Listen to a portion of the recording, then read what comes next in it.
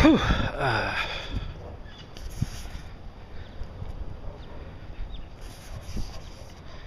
So today,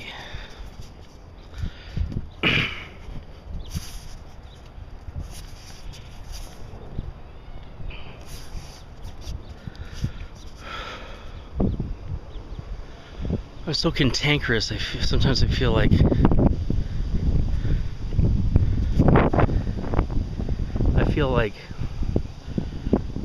doing these video journals is the direct opposite of making anything a fictional narrative, constructing a fictional narrative, and seeing everything come together, music and visuals and movement, that it becomes kind of a bitter thing for me. Like it's not art. I guess we should all consider ourselves works of art, though, in a lot of ways. Probably in more ways than one.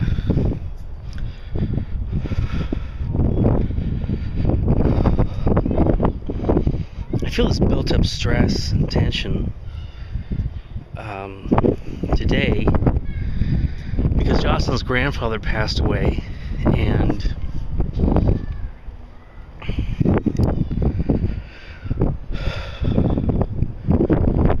I'm struggling because I'm on probation with work.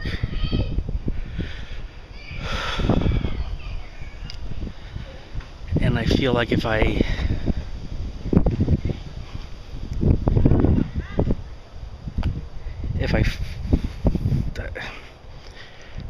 God, it sounds terrible to say. I mean, if it were my mother or father, I'd be on the next flight, and that's where it becomes weird. And I feel like I should. It's hard for me to even. It's just, I feel like I should go down there with her, but part of me feels like my company could just look at that poorly just because they decide to, because things aren't going very smooth, and they can just say, yeah, you know, he's just not who we want, instead of looking at it realistically, like a family member passed away. I mean, anything's possible. California is an at-will state. You know, I mean, they can just say, they can say, oh, this is your third strike. What am I going to turn around and sue them? I mean, I would gladly do that if they fucked with me in the wrong way, and that would be definitely a wrong way to fuck me. But to place blame and to look poorly upon being beside a loved one in a time of need.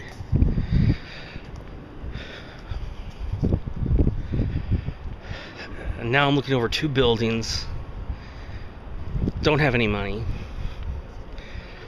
and part of me thinks I should just make it happen.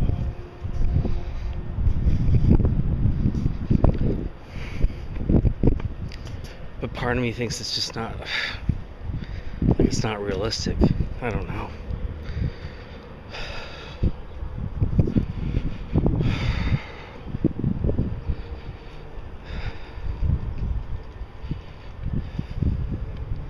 It's frightening.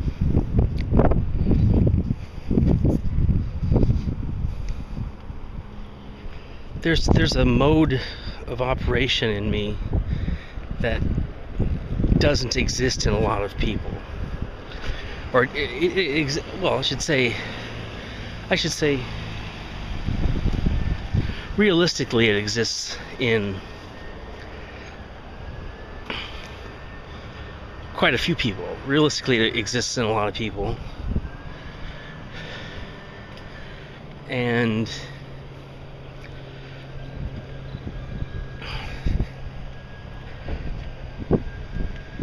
But for the most part, you walk around seeing people that were,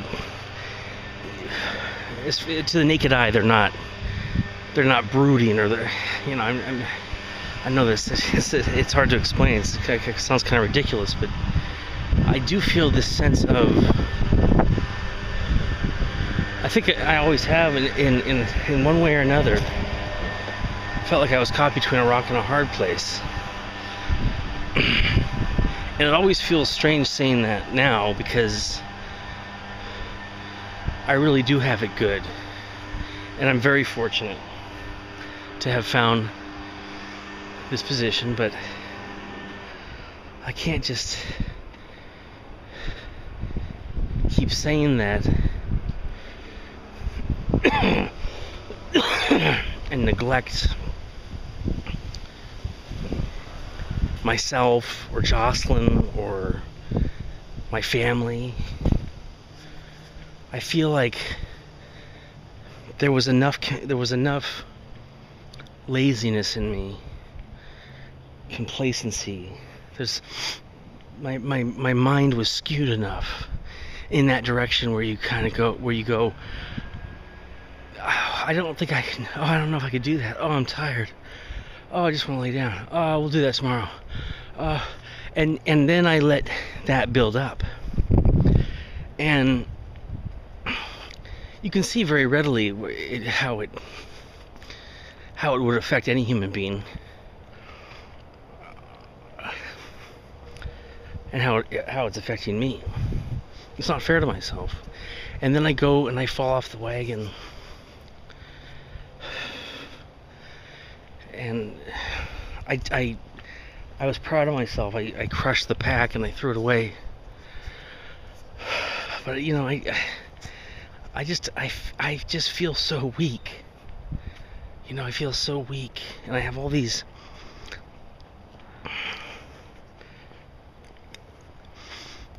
fragmented thoughts. I always have. This is probably part of the space where I'm like, wow, I haven't really ever been properly clinically diagnosed. I mean, I've been given labels of, properly diagnosed for anxiety. I wouldn't call it just a label. I would call it something that I was really, something very painful for a lot of people, including me. But one thing that I do, and I know a lot of people do, is this catastrophizing, and it's almost like OCD. This catastrophizing and imagining painful situations that don't exist, and then feeling the anger at that situation, even though it has not occurred. Feeling the anger at that situation, even though it hasn't transpired. Remembering old situations and kind of plotting, constructing imaginary narratives that are dark regarding the past event.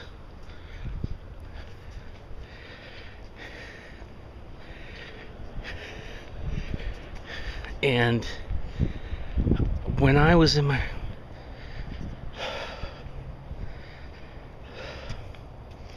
right now, I'm feeling like, oh, you're a selfish son of a bitch. You're just a mess. All you can think about is yourself. And it's true. To a certain extent, it's always been true. I think it's true for most people, in the sense that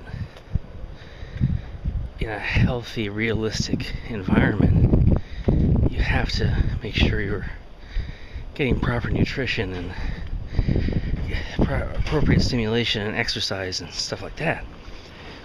But I feel like something else took a turn. Like when I was diagnosed with diabetes, even though I don't see, I feel like I'm just saying this shit to say it. I don't know. I don't even know if how much I I remember being diagnosed with diabetes. I don't think it was. I think I came through it very positively as a kid, and there was some fear, definitely. But I think when I knew I wasn't sick anymore, I really remember being like, oh, I mean, when I was sick, I thought, what is this? This is not the flu. This is unlike anything I've ever experienced. I was constantly thirsty. And joint pains, and woke up one morning and couldn't get out of bed. 9 years old. Just devastating lethargy. And thirst like you wouldn't. I mean, just thirst like you wouldn't believe. I mean, it was like this nuclear thirst. I mean, I went and we had these tall Hawaiian kind of pretty plastic cups in our bathroom, and I would fill that cup up with tap water, and I would drink the whole thing, and then I would do it, and then I'd go back to bed, and I would think, oh no, and I would be just as thirsty, and I'd think, oh no, you need another one, you need a really tall glass of water, and I would do it again. And then I would do it, and this would repeat over and over. And I remember seeing a movie with my dad, and I was urinating constantly. Anyway, I've lost interest in talking about this. Well, I do remember the trauma of that. I just think it sounds like bullshit to say, like, woe me, I'm don't you feel sorry for me? How shouldn't I feel sorry for myself? I'm suffering. I'm diabetic. I always handled it like a champ, actually.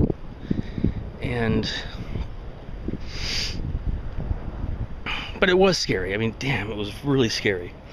That's the point I think I want to make. Is that my dad and I were sitting in this Michael Keaton movie Gung Ho in the theater in San Mateo in 1986, right here, a few miles north of here, in an old theater that's no longer there. The building's there, surprisingly. The theater's closed down, and I went up to use the bathroom, and then I would sit back down, and I have to use the bathroom right away again, and I sit back down, and I have to use the bathroom right away again, and I'd be getting up and going to the bathroom. And my dad, this is where I worry about my father. This probably had an impact on me that, I mean, I'm sure I talked about this in therapy. I know I have. I just don't. It's like I want to remember specifically the day and the date, and when did I address it. It's kind of, I don't know, it feels trifling for me to be talking about this. I feel like I got derailed, but my dad, it kind of blows my mind. Like, my dad couldn't see it. Like, wow, he's sick, something's not right. I mean, that's logic. And it makes me think, my dad must be an absolute, complete fucking dumbass. I mean, I knew it. I knew it when I was 9 years old. I knew it as I was getting up to go to the bathroom. I knew what he was thinking. I knew what he was thinking. He was thinking,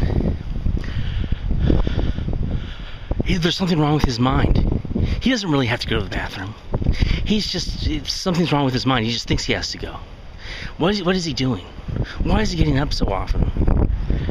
I mean, he was thinking all these things that just were illogical, and everything besides. Two cops just pulled up here.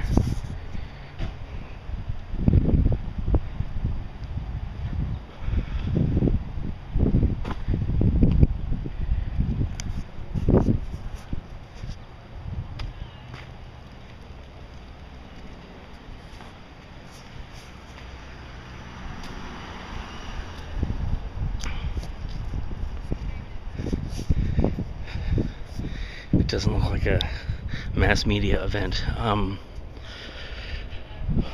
So I remember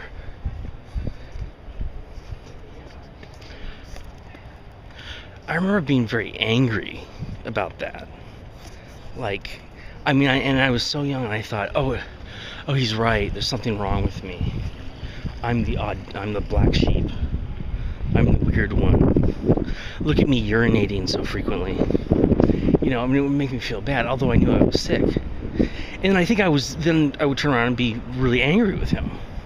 Disgusted and angry.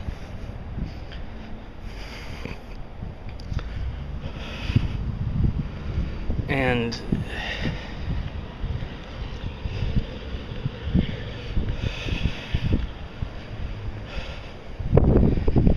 that was hard. And now I walk around, and then my mom, just things here and there, really neurotic, and I don't know. I think a lot of her neurotic, she would say, "You're gonna do this, and you're gonna do it now," and I would take it really personally. It would affect me. But I don't know. I think what I see between my mom and I, it almost feels like it has to be more hardwiring. It has to be more biological than a lot of things. But my brother is different from me, but he still has that. He still has a sense of anxiety that's pretty similar to mine. I would say, in a sense, well, yeah, that's what I would say.